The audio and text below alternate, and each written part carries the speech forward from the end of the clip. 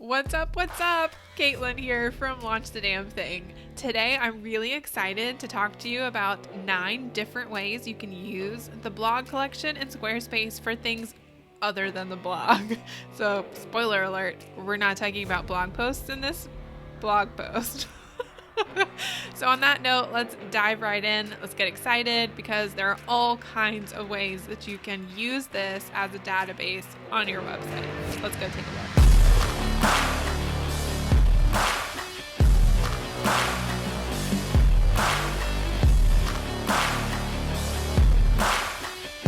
So on my blog, it's been through a journey. I started blogging in late 2015 and moved over to Squarespace in 2016, and I've been blogging on Squarespace ever since. So you can imagine over the years, my blog has looked a lot different. I was under a different business name at that point too, so lots has changed. On 7.0 in Squarespace, I did have a different system. I'm now on 7.1, so I'm no longer using that system. If you want to learn more about that, I've got a post on my blog about how to use summary blocks in combination with a blog collection page so that you can style the 7.0 blog page the way that you want, basically using summary blocks to auto-populate groups and categories and stuff like that. In 7.1, it's a lot more flexible, so I didn't feel the need to do that on my own website, and this is why. So in 7.1, the actual blog collection, the feed, as you can think about it, where your new posts show up, that is built in. There's a little bit of wiggle room on it. I will say, if you make a change to this blog collection you're looking at right now, it will affect the way that the blog collections using the same style look on your other pages of your site. So if you have multiples, they all really need to look kind of the same, unless you want to put in a bunch of custom code, which I have absolutely done. On the blog collection page, though, you do have the ability to add any number of sections on top of it and any number of sections beneath it. So I do have my little bio section at the bottom, and I have kind of a topper basically with the header on top of it. So you can do that in 7.1. Doesn't need any code. That's just part of how the page works. Everything down here, though, that is specific settings. Squarespace dictates you work within those parameters or you add custom code and give it better functionality. These filters are not part of that, but there's a workaround. So this is actually a paid plugin. I purchased it from squarewebsites.org. It's a fantastic plugin. You need a higher level of coding knowledge in order to work with it. If you don't have it, you're literally not going to have a clue how to install it. So while the shop owner is active in the support community that's associated with his shop, and he will help you, he can't help everybody all the time 24/7.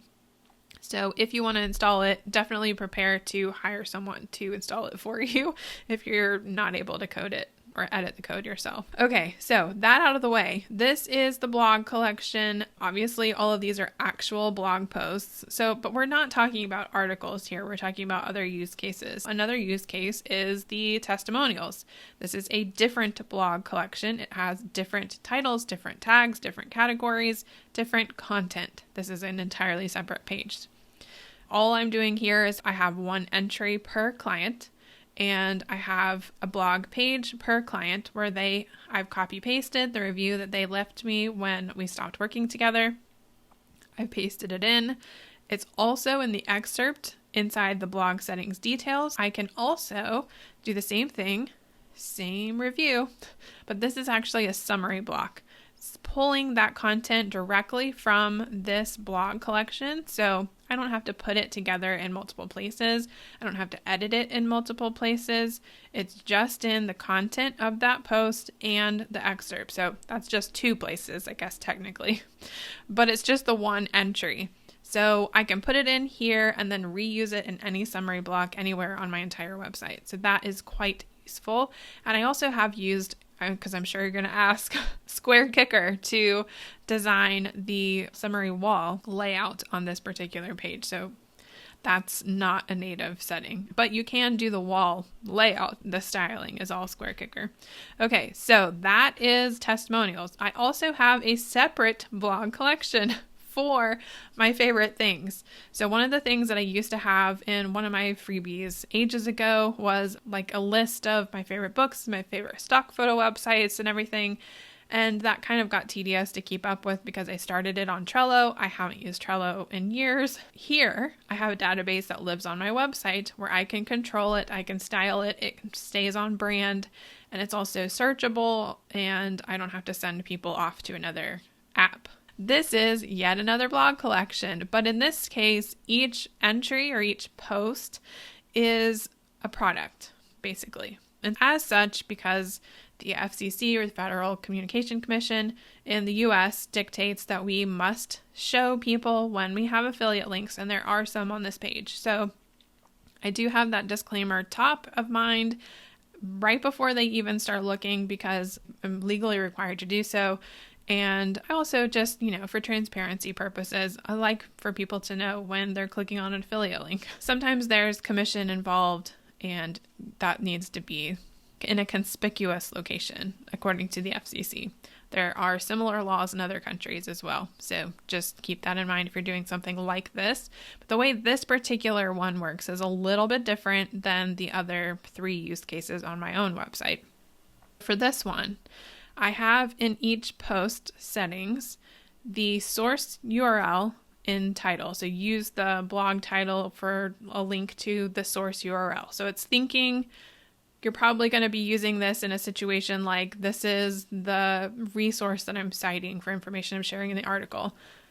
It works the same way in this case, where my affiliate link is the source URL. If someone clicks the image, they're going to go into the post. Inside the post, it has, again, my affiliate statement, my review of the course. All of the things in the collection are things that I have purchased, that I use and actively recommend. They are not outdated things, they're current. And the link is the affiliate link.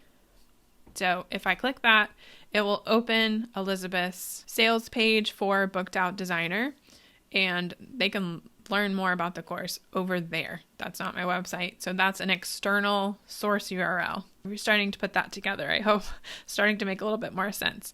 If on this collection page, someone clicks on either the title or the learn more, the read more, the whatever button, in my case, I've styled it to look like a link. Usually it just looks like a hyperlink. It's just text with an underline. If that's clicked, that is what goes to the source URL. So if I scoot my photo up, maybe you can see if you hover over the link and don't click, in your browser usually shows you the link that it's going to go to.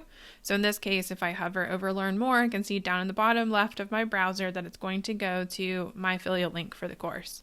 Same thing for my Ember mug. Everybody asks me where I got my copper coffee mug from. Amazon. It is a luxury coffee cup given to me for Christmas, because everybody knows how many times I go back and forth to the microwave to reheat my coffee because I've gotten knee deep in the work, forgot about my coffee, and now it's cold. Hate cold coffee. Not a fan. Sorry, folks. So the link to learn more about my Ember mug is here as well. So if you click on the image, it takes you again inside the actual post with my review of the product and the link, and that's that. So you don't have to click through anything. That's not the actual affiliate link. The affiliate link is the title, which opens in a new tab straight to the Amazon, and the Learn More button does the same exact thing. So it's using the button and the title as the source URL link, so it's redirecting you to that instead of going into the actual post. So that's the difference here. If you're wondering about the read review thing, that's also custom code. If you click that, it's just going to basically show or hide the excerpt on this particular section.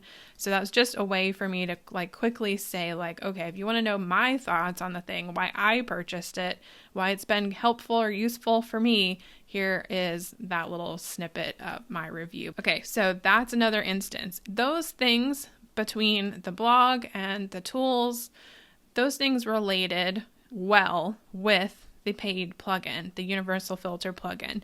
So in this case, I can filter this list, and you'll watch the page itself does not refresh. It just reloads this section down here based on what category I choose. If I filter it to courses, it's now going to filter out everything that's not categorized as a course. If I add to that electronics, it's going to filter to those two categories, both of them. So this is something that the built-in archive block in Squarespace can't do on its own. The built-in archive block in Squarespace is like a one and done kind of situation. So it's not a combination of things. It's just like either this category or this category or this tag or that tag. That's it. Not necessarily a bad thing, but once you get an expansive database, it can be helpful to have this extra paid plugin. And it's not a subscription, I should add. This particular one is like a one and done payment thing. In addition to filtering by category, you can also filter by tag, which I am not using on either my blog or this page, but you can. You can also do sorting. We have A to Z. If I want to sort what I'm looking at from A to Z or C to A, I can also look at the newest stuff or the oldest stuff. That's a setting that you can adjust in the actual plugin code. And then the search block actually works. I'm going to switch back over to the blog for this one. The search block works similar. It's basically the built-in Squarespace search block, except that it's being used in combination with JavaScript, jQuery, and whatever to function differently. When I type that in, it filters the list of my entire blog down to things that have SEO in them. And I think it's looking in the title of the post and maybe tags and categories. So not necessarily the content of the post, which is why tags and categories are integral into having fleshed out, fully usable, searchable database. So you can see how that functions. I've showed you the highly customized version where you've got a paid plugin and lots of custom code, but let's look at something that's a little less customized. So this is a client of mine, Sharon at Welcome Home. On her blog, we have the built-in archive block, and there are some options with this block. You can show all of your links, tags, categories, dates, whatever, in formats, including this drop-down menu, and also with a word cloud or an index. And there might be one or two other options, but those are the main three that most people know or recognize the terminology for. So the only thing that I did here was style it so that the actual block itself mimicked the rest of the design on her site. That's it. I didn't have any functionality customization on this at all. What this actually does is if I click on a category from that menu, it filters down here. So this is her blog collection. There's a section above it with the same color background, so it looks like it's the same section. And then it's just filtering what you can see down to that one category. And any of the ones that you click on this thing will do the same thing. So the link and the count of articles that are in that category are auto updated because it's built in and connected with Squarespace. That's just how it works. So none of that is manual. That's the awesome thing about that. This one over here is just a built-in search block, and there are some options that you can choose in that block settings that allow you to say either I want this search block to only search this page, in other words, this blog collection, or you can set it to search your entire website. I don't remember which one specifically she's doing here. There is also a checkbox to turn on the quick preview. So one thing that you'll notice is if I start typing, you'll get the quick preview based on whatever you're typing. If it can find results, it will show them to you there. Easy, clickable, as opposed to like reloading the entire page, showing you just the search block. It is a user-friendly way to keep people on the page while they are actively searching for a topic. Okay, so that's the built-in features that are just styled. Then we have, let's look at Lori's next. This is a summary block in combination with built-in features with very little styling. The only thing that we've really styled here is we're renaming the read more button to say listen now. We're also styling it like a button, and this is all done in CSS because this is a 7.0 site. So it doesn't have the ability to link up with SquareKicker. But all of this up here, these are built-in blocks. So you can literally add these blocks almost anywhere on the website. This is just a search block. This is just an archive block. This is just an archive block. So there are two right next to each other. And the difference between them is that this one is showing tags, I believe. This one is showing the year posted. And this one has the post count for each of those tags. So as long as she adds the tag with the current year to every new post, then it will auto-populate in this list. So that's a very simple way to do it. One downside to using the summary block is that the default limit you're going to hit at displaying items inside the summary block is 29 or 30. It's an odd number. And if you need to display more than that, then you're going to need to add a paid plugin. So again, I'm going to suggest going to squarewebsites.org.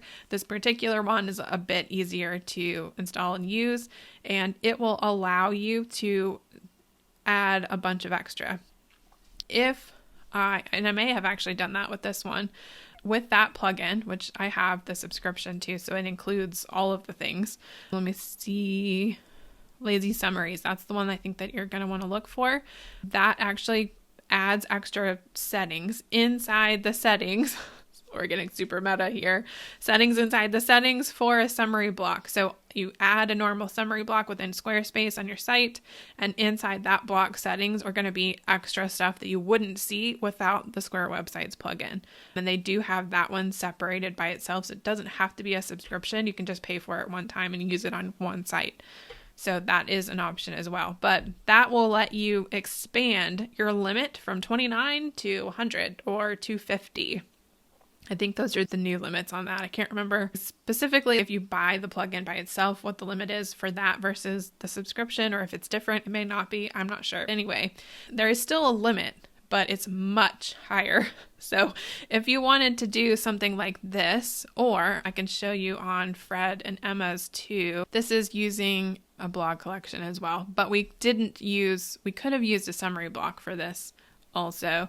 And you can see they have a lot of reviews.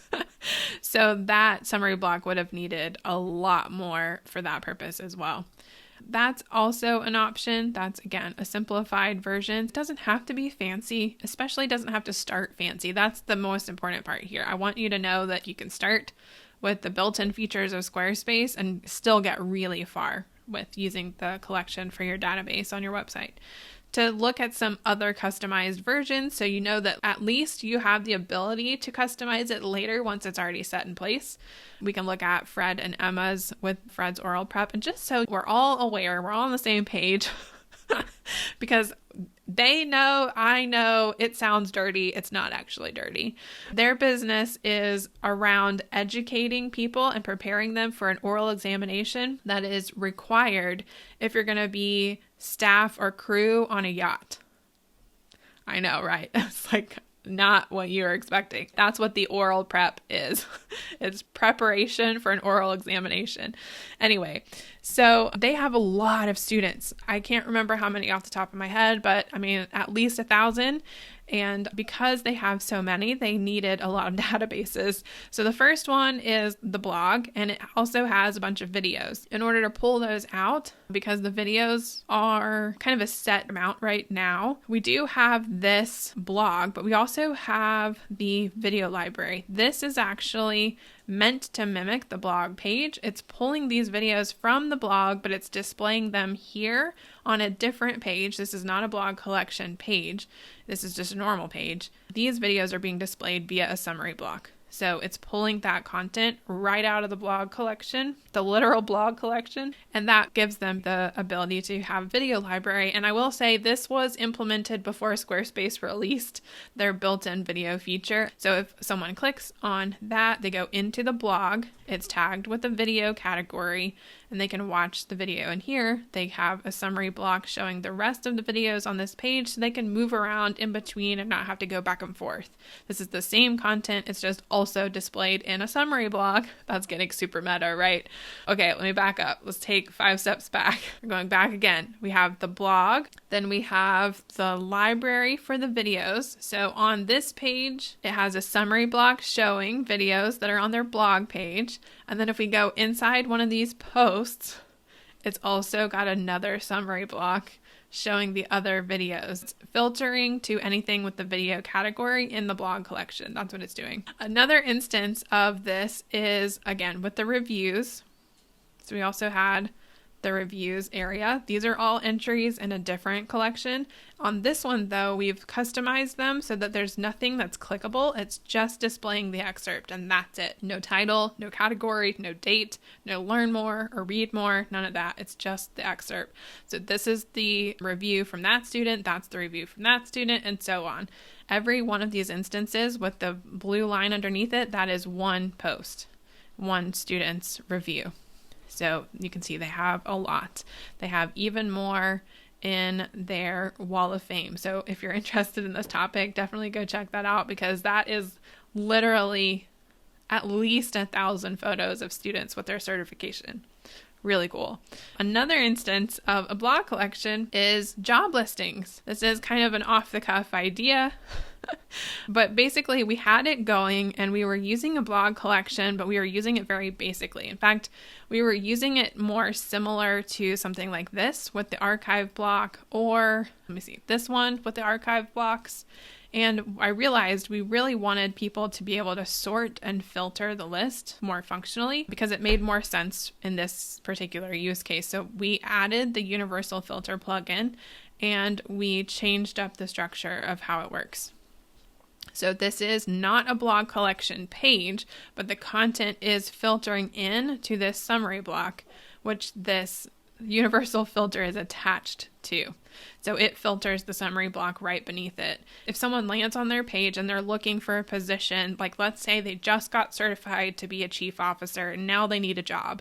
The cool thing about Fred and Emma is that they have a lot of connections in this industry. They know when people are looking for jobs. Those people are already asking Fred and Emma for, past students that just graduated. They can't take any of these jobs without passing that oral examination. So that's the first person they turn to. They're like, okay, who's passed recently? Are any of them qualified? And then Fred and Emma can send leads, but they can also post the listings here for past students to come back and check for new opportunities. So they needed to be able to be filtered. What we've done is we've set up 2 categories: available or position filled, and everything in the whole category, the whole collection, is assigned as one of those 2 categories. And the cool thing is, initially, it's just filtering to available.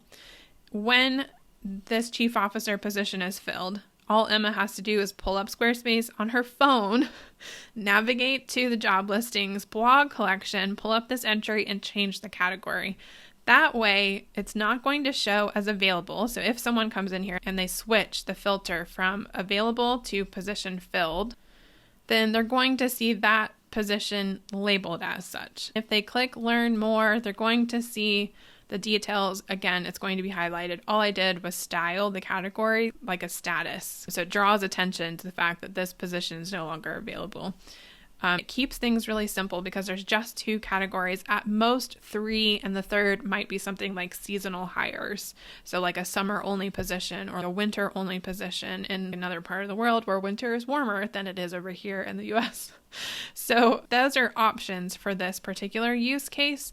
The tags for this collection are the actual position. So there is 1 tag for deckhand, 1 for bosun, 1 for chief officer, and so on.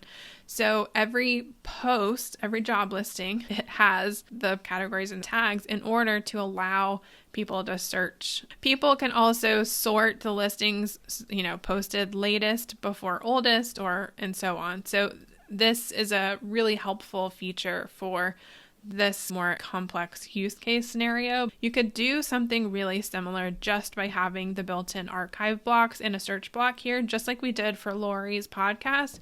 You're just not going to be able to say, like, I want to look at episode 8 because you're redirected to the tag page. And what happens is Squarespace has a default page that shows all tags with, and there's only 1 episode, so it's just showing the one thing. But if we look at, say, the category like we did earlier, because this is 7.1, it works differently than it does on 7.0 where I just did that. So if I click on, again, episode 8, This is 7.0, so it takes you to a different page, whereas on 7.1, it just filters the blog list underneath it, which I think works a little bit better. So 7.1 got it a little bit further drilled down than 7.0 did, which is one of the many reasons I'm sure they built the upgrade in the first place. But you can still get pretty far, like I said, with the built-in native settings without having it super customized. Okay, so we've got a blog, we've got testimonials, we've got reviews with summary block, we've got a product collection. Keep in mind, this is not meant to replace a shop. This is because I don't want to have to keep up with price changes. I don't know what Amazon is charging for this book, and I don't really care. The point is not for me to tell people what the price actually is. I'm doing that to some degree with the little dollar signs as a suggestion. Like, this is going to cost you less than $99, right? More than $9, less than $99, because it's 2 digits worth of money. So that's my rating system for how much it costs. But I don't want to say, like, this week, The Middle Finger Project, which, by the way, that's a fantastic book. If you don't mind cursing, it's hysterical. Great mindset / copywriting / business, motivation, all the things. Anyway, this week, that book is X dollars. No, I'm not going to do that. That's not the point of this collection. This is just my list of favorite things and where you can go to check out the price, learn more, decide whether you want to buy, whatever. I don't care. So this does not take the place of a shop. If I wanted to actually sell products like this in a shop, I would create a shop collection. That's an entirely separate thing. Okay, moving back, we've got a blog in a slightly different way without using the universal filter over here. We have a 7.0 blog using a summary block, a search block, and 2 archive blocks. We have a 7.1 website showing student reviews / testimonials. We have a blog collection with a summary block attached to a universal filter for job listings. And we also have a 7.1 website with the universal filter. Again, this is another client of mine, showing a list of resources. These are really short posts with pertinent information related to whatever this topic is. So, like, include your children in the safety planning. If you're in a bad domestic situation, you need to get out. How do you involve your children in the planning?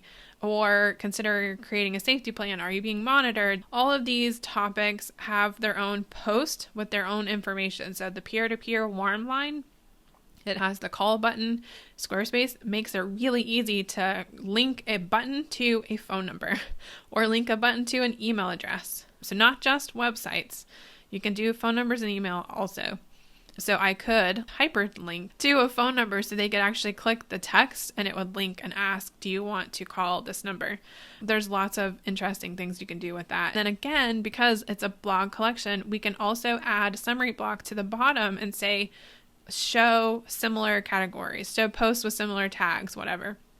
That's what this is down here. And I highly encourage you to do that. In fact, all of us, except for maybe Lori, are using this in our blogs. So just, that's how much I recommend it. It's on my website. It's on my clients' websites in most cases. And not even just on blogs, but also on the resources, because it's genuinely helpful. If you get down to the bottom, you want to see more related content, that's how you do that on Squarespace. One other way that you can use a blog collection and show real-time thing is for news updates. This is a local magazine, and the news in here is related to events that are hyper local to Stephanie and where she runs the magazine from. So in here, again, we have the universal filter. It's filtering the collection down to those items. We have everything styled and customized to match her brand. But beyond that, this is just a blog page. This is just a section on top of the blog page. And if you click to get inside the post, it's going to load the thumbnail image as the header. Thank you, Will Myers, for that wonderful plugin. If you don't know what I'm talking about, go check him out. He has a awesome blog thumbnail plugin. So it's very like New York Times-esque, the way that it displays. That's really fitting for her brand. Beyond that, it's just a social links blog, an image, the blog text, the tags or categories or whatever, the content, and going further down, this is a embedded, share, whatever, and then more like this. So again, super customized and styled. Everything on this website is highly custom. Oh, look, she's got a comment. That's fantastic. That is another use case for a collection. It doesn't have to be blogs as in like editorial or opinion, like articles. It can also be case studies for a portfolio. It could be case studies for business or clients. It could be your portfolio if you wanted it to be. And you could post, how every project went and what you did and how far they came and what their wins were and all of that stuff. Coming up for Stephanie in a later date, we're also going to be using a collection for a members directory. We already have some kind of notification for that. Memberships are coming soon. Join the wait list. That's because they are going to have a members directory. And we're going to use a blog collection for that as well. So she's going to have a list of local businesses so that businesses that are members can see other businesses that are members. And that's a perfect way to do it, right? Because Squarespace has built in the technology for this to be user friendly. Stephanie is also one of those unique cases where she wanted to be able to sell ad spots on her website. And after thinking about it and researching it, Google doesn't necessarily work well with Squarespace in that regard, like placing ads on a website. It's great for running Google ads to your website, but placing ads on your Squarespace website, not so much. Correct me if I'm wrong. To date, I have not found any resources that explain how to do that. So my workaround was, you guessed it, using a blog collection. The way that this would work would be each entry would have an empty content entry. Basically, you don't have to put anything inside it, but the blog graphic or the thumbnail would be the ad, the actual ad graphic. The source URL would be wherever the ad links to, if it links anywhere. So if, for example, Stephanie wanted to have a Tiffany's ad on her website, she could have a Tiffany's graphic and the source URL would link back to Tiffany's. So you could start shopping with that particular product or with that particular category of products. And on the back end, there are two things you need to have set up. One, another blog collection. So make sure you're naming all of these appropriately so you can keep them straight, right? So I have one collection for blog. It's literally titled that. One collection for opt-ins, one collection for testimonials, one collection for favorites or whatever. So I can see the list in my pages menu and know which one is which. Really important once you start getting more than two collections. You have another blog collection, and in this one, you have one entry per opt-in or per thing you're advertising, whatever that is. In this case, this is what I use for the graphic at the end of my blog post. Like, hey, I have this related freebie. This is the same system. So it works both for freebies and opt-ins, and it also works for advertisements because no one sees this collection page. Google's not searching it or providing it in search results. I've turned that feature off. It's in my not linked section, so the page itself is not part of the website. But that doesn't matter because I'm not using it in that way anyway. Where you see these pop up is at the bottom of my post where I have the call to action. So at the bottom of this one, which is really long, there is a single summary block, and that summary block is filtered to show content from the opt-ins blog collection page, and it's filtered to whichever category is most relevant to, or whatever I'm pushing at that moment is relevant to this particular post. In this case, this is strategy and Squarespace based, so the low-cost product, that's relevant to the content that I'm talking about, so that's what I'm filtering to. But the cool thing is, this is non-specific in that all I have to do is go to that particular post.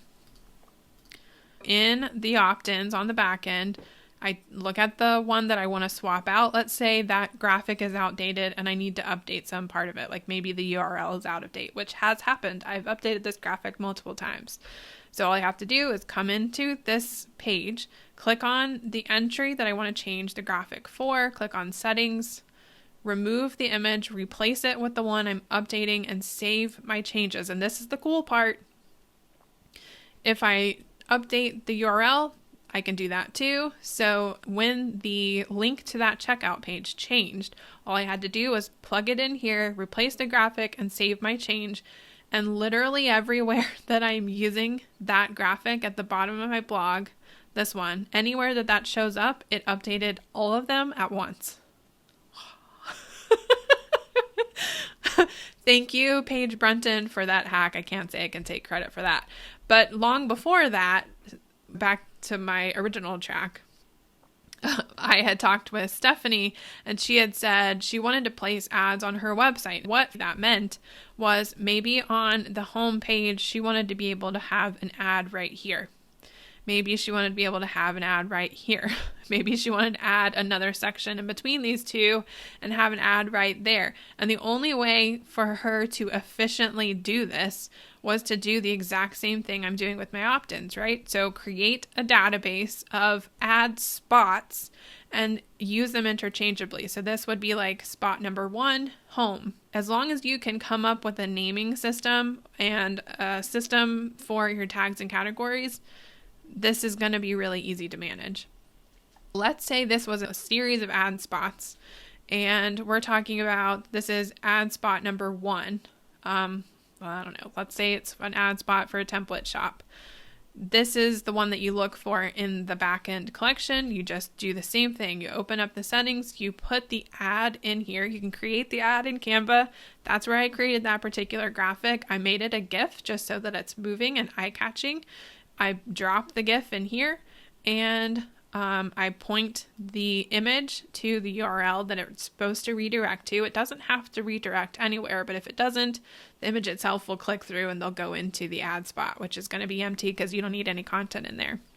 In this case, let's say I'm placing an ad with Stephanie for my template shop. Let's try to put this all into like how you actually use it in a real world circumstance. If this is my ad on Stephanie's website, then I put in my graphic, I put in my link to the checkout for the course, and that's it. Anywhere that there's a summary block that is filtering to this category is going to automatically update. And that's why I say you have to have a very fleshed out system of categories and or tags for this to work really well. In Stephanie's case, what we plan to do is to kind of preload summary blocks in specific places where she knows she's going to want to have ad spots. That also means that potentially the ad spot like this could be the most expensive because it's at the top of her homepage. She could also put ads on her contact page, ads in the members area, ads on the shop, ads wherever, as long as it's a summary block and it's filtered to a specific tag or category. And that would allow her to update in here very easily. And not only that, but because it's a blog, you can schedule them. So if she gets a payment for an upcoming ad, she can change the settings and, update the graphic, change the URL, go in here to options, change the status to published, and choose a date and schedule it to publish at that time. So it won't show in the summary block, but if the ad goes live at 12:01 a.m. on Monday morning, you can schedule the post to update on that day, and you just have to remember to come back in and change it from published to draft so that it's not live anymore. So that is my suggestion for having ads. I think that strategy would work fairly well considering there's not really a whole lot of other options beyond just literally dropping in image blocks. Like that would be manual. She'd have to keep a list of where all of these image blocks are on her entire site, and that's not ideal. Using the summary block strategy, she could, let's say, have ad spots for, I don't know, however many I have in here. But let's say I have 20 in this list, and each one is an ad spot. Doesn't necessarily relate to how many summary blocks I have, but it could.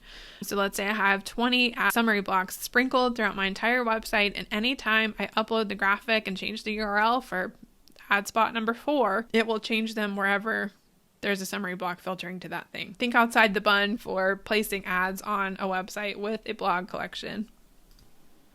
One last way you can think about using the blog collection in Squarespace is to actually use it as a system to manage your course. If you're not quite ready to spend the money on putting your course in Teachable or Thrivecart Learn or Learn Plus, which is what I'm using for mine, or something like Podia, Thinkific, Kajabi, Kartra, all of those options cost money. So if you're not ready to spend any money yet and you want to go ahead and release your course out into the world, you can do it very simply. I will reiterate, simply, as there just are not a ton of customization options especially not without custom code, but I'm also talking about functionality. Dripping content, different subscription pricing tiers and that kind of stuff. Without all those options, you can do it really simply on Squarespace if you use a blog collection. So what we've done in this particular one, this is something we're building out now. We're actually moving it for those very reasons to a different platform. So this is by no means the final look or the final location of the course. This is just kind of the draft that we put together before we needed to take it off of Squarespace. So while it's on Squarespace, we were using a blog. So if you at all need the functionality to drip content, lock content until other content is complete, or offer more than one subscription price, or offer more than one price in general, Squarespace probably is not the best way to do your course for those reasons. But if you just want something really, really simple, this is an easy way to get started until you're ready to take that next financial leap, so to speak. Those are all real-time reviews, all real use cases and examples to try to help you understand how those are actually being used and how easy it is to set it up, that you don't actually have to have paid customizations or custom code to make these things work. The Squarespace database that they've built in, the content management system for their blogging, is already fairly robust and it can do a lot and be a lot. There's one other option. You can also use the blog collection to work with another paid plugin, again from squarewebsites.org, the map feature. It's actually linked to the blog. If you notice, when you go into your blog post settings, there's also a location option. If you put in an address there, it works with this particular plugin to display those addresses on a Google map. I'm going to scroll on down to that section. This is the map feature that is using the blog collection for this neighborhood. So this is a realtor's website, one of my past clients. We have that plugin working with the blog collection, and inside that blog collection, she's got one neighborhood listed as a blog entry, and that neighborhood has an address that allows them to show up on this Bainbridge Island map. People can see the blog thumbnail, the blog title, the blog excerpt, and link to that neighborhood page where she has more information. There's a little bit of video and some pagination to get back and forth to other neighborhoods, but they start here on the map. Another use case for the blog collection. Like I said, it's very, very powerful. And if you want to be able to have databases with all that flexibility and power on Squarespace, you can. You don't have to have custom code to do it. It does definitely make things more user-friendly when you get down the road and need that complexity, but from right at the outset, you don't necessarily need it. So that's my suggestions on the blog collection use cases. I hope that really helps flesh out all the possibilities and did not overwhelm you. But if you have any questions or comments, leave them in the comments.